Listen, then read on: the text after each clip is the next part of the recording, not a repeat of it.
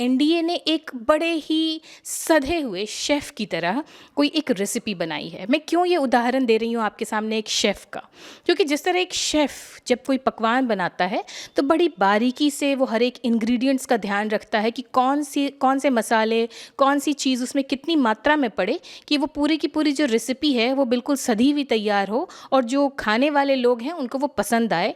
ठीक उसी तरीके से एनडीए ने, अगर इसमें हम राजनीति में देखें कि राजनीति के इंग्रेडिएंट्स क्या होते हैं, तो अब इस बात को कहने में कोई गुरेज नहीं है कि राजनीति का प्रमुख इंग्रेडिएंट होता है जाति और जो क्षेत्र। इस बात को कहने में अब कोई गुरेज नहीं है हमारे लिए कि जाति एक प्रमुख मुद्दा होता है किसी भी राजनीति या लोकतांत्रिक सत्ता का।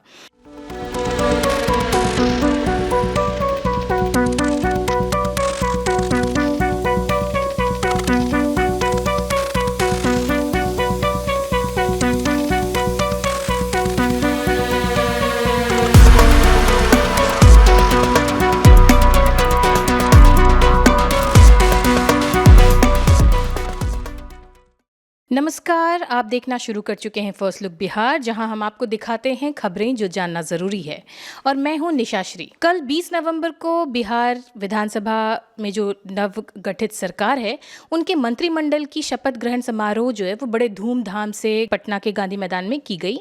और जितने भी मंत्रियों की शपथ ली गई है कल वहाँ मंच पर, अगर उनको देखें तो ऐसा लगता है कि एनडीए ने एक बड़े ही सधे हुए शेफ़ की तरह कोई एक रेसिपी बनाई है। मैं क्यों ये उदाहरण दे रही हूँ आपके सामने एक शेफ़ का, क्योंकि जिस तरह एक शेफ़ जब कोई पकवान बनाता है तो बड़ी बारीकी से वो हर एक इंग्रेडिएंट्स का ध्यान रखता है कि कौन से मसाले, कौन सी चीज़ उसमें कितनी मात्रा में पड़े कि वो पूरी की पूरी जो रेसिपी है वो बिल्कुल सधी हुई तैयार हो और जो खाने वाले लोग हैं उनको वो पसंद आए।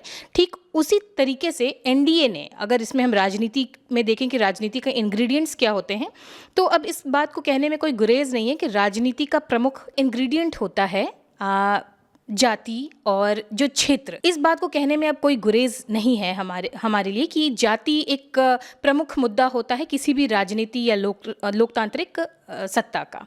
उसी तरह से जब इस बार एनडीए मंत्रिमंडल का गठन हुआ तो उन्होंने बड़ी बारीकी से इस जातीय समीकरण का ध्यान रखा। और मैं आपको अगर बता दूं तो इसमें सामान्य वर्ग से 9 मंत्री चुने गए और उन्होंने शपथ ली। ओबीसी से 7 मंत्री और माइनॉरिटी कम्युनिटी से 1 मंत्री और अत्यंत पिछड़े वर्ग से 9 मंत्रियों ने शपथ ली। और ये जो पूरा समीकरण है, इसको जो है ये अगर आप ओवरऑल देखें तो लगता है कि वाह ये परफेक्ट समीकरण है। लेकिन जिस तरह से कि किसी भी शेफ के बनाए हुए खाने को, उसके बनाए हुए डिश को जो एक्सपर्ट्स होते हैं वो उसमें भी कुछ खामियां निकालते हैं, ठीक उसी तरह से जो राजनीति के जानकार हैं, राजनीति के विश्लेषक हैं, उनका कहना है कि इसमें मंत्रिमंडल के गठन में कुछ चूक हुई है, कुछ बातों का और ज़्यादा ध्यान रखा जाना चाहिए। बहरहाल अगर इन बातों को हम साइड रखें और अभी हम चाहते हैं कि जितने भी मंत्री बने हैं अभी बिहार सरकार में, उनका आपको एक बार परिचय करवा दें। कुछ लोगों से तो आप पहले से परिचित होंगे, लेकिन कुछ जो नए चेहरे इस बार शामिल किए गए हैं उनसे हम आपको रूबरू कराते हैं। सबसे पहले जिनसे हम और आप सब परिचित हैं और पिछले 20 साल से वो बिहार की राजनीति संभाल रहे हैं, वो हैं हमारे मुख्यमंत्री नीतीश कुमार, जो कि 10वीं बार मुख्यमंत्री का शपथ ले चुके हैं और एमएलसी भी रह चुके हैं। इससे पहले लोकसभा के सदस्य रहे, केंद्र में कृषि राज्य मंत्री रहे, रेल मंत्री और भूतल परिवहन मंत्री भी रहे हैं और इनकी पढ़ाई इंजीनियरिंग की हो चुकी है, ये हम सबको पता है। दूसरे नंबर पे आते हैं सम्राट चौधरी, जो कि पिछले एनडीए के शासन में भी उप मुख्यमंत्री थे और इस बार भी वो उप मुख्यमंत्री के लिए चुने गए हैं। तारापुर से चुनाव लड़कर आते हैं और पहले एमएलसी रह चुके हैं, पिछली सरकार में भी उप मुख्यमंत्री थे। 1999 में कृषि मंत्री, 2014 में नगर विकास एवं आवास मंत्री थे और 2020 में पंचायती राज मंत्री बने। विजय कुमार सिन्हा, जो कि पिछली बार भी उप मुख्यमंत्री थे, चौथी बार लखीसराय से विधायक बनकर आए हैं और 2017 में श्रम संसाधन मंत्री और 2020 में विधानसभा अध्यक्ष रहे। इसके अलावा कला एवं संस्कृति विभाग का भी इन्होंने पदभार संभाला हुआ है। फिर आते हैं हमारे विजय कुमार चौधरी, सरायरंजन से जीते हैं और पिछली सरकार में जल संसाधन मंत्री रहे। 1982 से 1995 तक कांग्रेस से विधायक रहे। 2010 में जदयू के विधायक बने और उसके बाद से अभी ये विधान परिषद से चुन करके मंत्री परिषद में आए हैं। उसके बाद आते हैं हमारे श्रवण कुमार, नालंदा से 8वीं बार विधायक बन के आए हैं और पिछली सरकार में ग्रामीण विकास और संसदीय कार्य मंत्री थे। खाद्य एवं उपभोक्ता संरक्षण समाज कल्याण के मंत्री भी रह चुके हैं। इन्होंने भी कल जो है वो शपथ लिया है। इसके बाद आती है हमारी लेसी सिंह, जो कि धमदाहा से 6ठी बार विधायक बन करके आई हैं। पिछली सरकार में खाद्य एवं उपभोक्ता संरक्षण मंत्री थी। ये राज्य महिला आयोग की अध्यक्ष भी रही हुई हैं। इसके बाद 13वें नंबर पर आते हैं हमारे संतोष कुमार सुमन, जो कि एमएलसी हैं और हम पार्टी से आते हैं और हम पार्टी के अध्यक्ष भी हैं। पूर्व मुख्यमंत्री जीतन राम मांझी के पुत्र हैं। पिछली सरकार में लघु जल संसाधन मंत्री रह चुके हैं। रामकृपाल यादव पाटलिपुत्रा से 2 बार सांसद रहे हैं। पहले पटना के सांसद रहे, केंद्रीय ग्रामीण विकास राज्य मंत्री रहे, पहले राज्य में थे, 2014 में भाजपा में शामिल हुए और उसके बाद कल उन्होंने मंत्रिमंडल में उन्होंने शपथ ली है एनडीए की तरफ से। 19वें नंबर पे मंत्री आते हैं संजय सिंह टाइगर। बिहार विधानसभा चुनाव 2025 में आरा सीट से जीतकर आए हैं ये और पहले संदेश के विधायक थे। भाजपा की बिहार इकाई के प्रवक्ता भी रह चुके हैं। फिर आते हैं नारायण प्रसाद। नारायण प्रसाद इस बार नौतन से जीते हैं। पर्यटन मंत्री रह चुके हैं। 2015 में नौतन से विधायक रहे, 2020 में भी जीते हैं और 2021 में नीतीश कैबिनेट में शामिल हो गए थे। इस बार फिर से उन्होंने मंत्री की शपथ ली है। प्रमोद कुमार चंद्रवंशी, जो कि ये एमएलसी रह चुके हैं, साथ में प्रदेश भाजपा के उपाध्यक्ष भी हैं। पार्टी के प्रदेश महामंत्री और अति पिछड़ा मंच के प्रदेश संयोजक रह चुके हैं। मदन सहनी जी, मदन सहनी इस विधानसभा चुनाव में बहादुरपुर से जीते, 4 बार से विधायक हैं। पिछली सरकार में समाज कल्याण, खाद्य एवं उपभोक्ता संरक्षण मंत्री रहे। मंगल पांडे, इनको हम सभी जानते हैं कि इससे पहले इनको स्वास्थ्य विभाग दिया गया था। सिवान से जीत करके आते हैं, एक महत्वपूर्ण सीट ये एनडीए के झोली में लेकर के आते हैं। इसमें पहले लगातार 3 बार विधान परिषद के सदस्य रहे हैं और बिहार के स्वास्थ्य मंत्री रहे। 2013 से 2017 तक भाजपा के प्रदेश अध्यक्ष भी रहे हैं ये।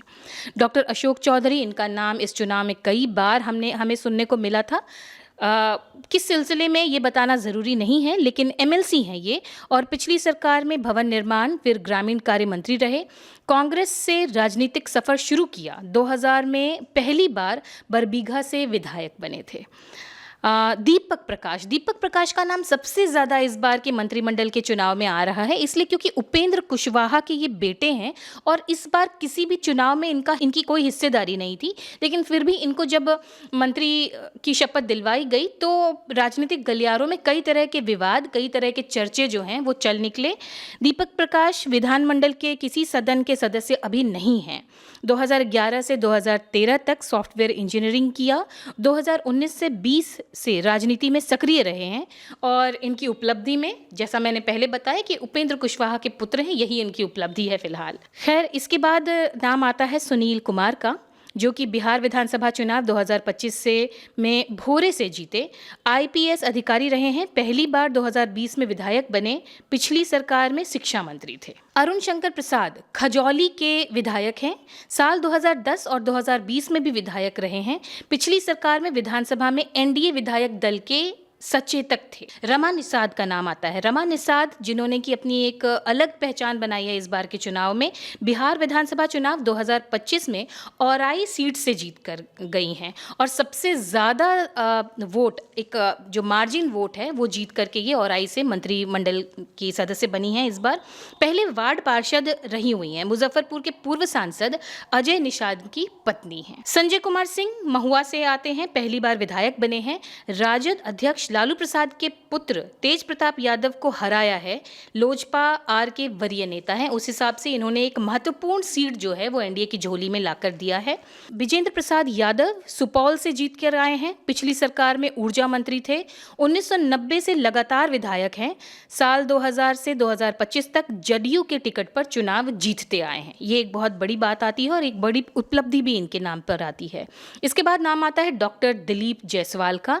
एमएलसी हैं, जुलाई 2024 से बिहार भाजपा के अध्यक्ष हैं। 2014 में किशनगंज से लोकसभा चुनाव लड़े, बिहार के राजस्व और भूमि सुधार मंत्री भी रहे हैं। नितिन नवीन बांकीपुर से 5वीं बार विधायक बने हैं। पिछली सरकार में पथ निर्माण मंत्री थे। भाजयुमो में महासचिव रहे। नगर विकास और आवास विभाग की जिम्मेदारी भी इन्होंने संभाली हुई है। श्रेयसी सिंह, जिनको कि एक स्पोर्ट्स वुमेन के रूप से भी पूरा का पूरा बिहार जानता है, इनकी छवि और इनकी पर्सनालिटी के सब लोग कायल हैं। श्रेयसी सिंह जमुई से लगातार दूसरी बार विधायक बनी हैं। ये अंतर्राष्ट्रीय स्तर की निशानेबाज भी हैं। पूर्व केंद्रीय मंत्री दिग्विजय सिंह की पुत्री हैं। जमा खान चैनपुर से फिर जीते हैं। पिछली सरकार में अल्पसंख्यक कल्याण मंत्री रहे। 2020 में बसपा के विधायक बने, बाद में जदयू में शामिल हो गए। सुरेंद्र मेहता इस बार बछवाड़ा से विधायक हैं। पिछली सरकार में खेल मंत्री थे। 2010 में बेगूसराय से विधायक रहे। 2020 में बछवाड़ा से विधायक चुने गए। और फिर आते हैं लखेंद्र रोशन, बिहार विधानसभा चुनाव 2025 में पातेपुर सीट से जीते हैं। साल 2020 में भी विधायक रहे। इस बार इन्होंने मंत्री पद की शपथ ली है। संजय कुमार पासवान बिहार विधानसभा चुनाव 2025 में बखरी क्षेत्र से जीतकर सदन में पहुंचे हैं। ये लोजपा के साथ लंबे समय तक जुड़े रहे हैं। इस तरह से हम देखते हैं कि किस तरह से बड़ी ही कुशलता के साथ इन्होंने जो है वो सीटों का बंटवारा किया है, जिसमें कि हम देखते हैं कि लगभग 14 सीट जो है वो भाजपा के विधायकों को मिली है। जेडीयू के 8 विधायक जो हैं वो इसमें शामिल हुए हैं मंत्रिमंडल में। रालोमो से एक विधायक हैं और लोजपा रामविलास की जो पार्टी है उससे 2 विधायक जो है वो मंत्रिमंडल में शामिल किए गए हैं और हम पार्टी से 1 हैं। तो इस तरह से पार्टी का समीकरण हो, क्षेत्र का समीकरण हो, जाति का समीकरण हो, इन सब को बड़े ही बारीकी से ध्यान में रख करके इस बार के एनडीए का मंत्रिमंडल जो है वो गठित किया गया है। इसके अलावा इसमें जो खामी बेसियां हैं वो तो राजनीतिक विश्लेषकों का मुद्दा है, इसको हम आपके सामने लाते रहेंगे। फिलहाल जो हमने आपको अपने मंत्रिमंडल से, बिहार के मंत्रिमंडल से आपका परिचय कराने की कोशिश की, ये आपको कैसा लगा? मंत्रिमंडल के बारे में आपके क्या सुझाव हैं, ये हमारे वीडियो के इस कॉमेंट बॉक्स पे आप जरूर लिखें। इससे हमें उत्साहवर्धन मिलता है। आप बने रहिए हमारे साथ। आप देख रहे थे फर्स्ट लुक बिहार।